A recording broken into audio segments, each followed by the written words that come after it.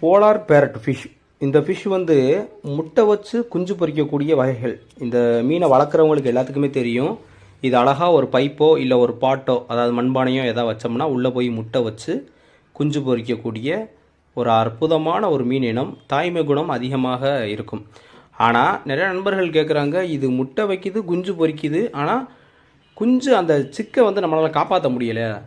ஒரு 50 ஃப்ரை இறங்குது, 50 மீன் குஞ்சு இறங்குதுன்னா நம்ம கடைசியில் கையில் கிடைக்கும்போது 20 கிடைக்கிது, 10 தான் கிடைக்கிது.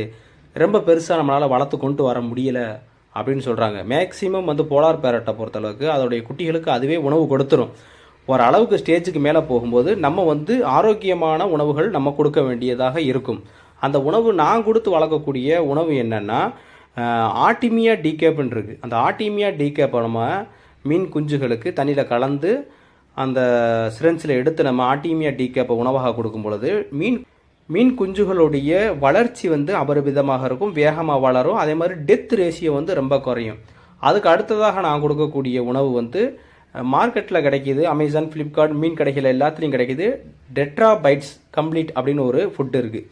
அது கொடுத்தாலும் மீன்களுடைய வளர்ச்சி வந்து அபரிவிதமாக இருக்குது.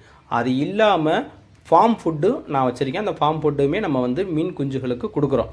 இந்த மாதிரி ஒரே வகையான உணவு கொடுக்காம வெரைட்டியான ஹெல்த்தான புரோட்டீன் அதிகமான ஃபுட்டுகள் நம்ம கொடுக்கும் பொழுது நம்மளுடைய மீன் குஞ்சுகள் வேகமாக வளரும், இறப்பு விகிதம் குறையும்.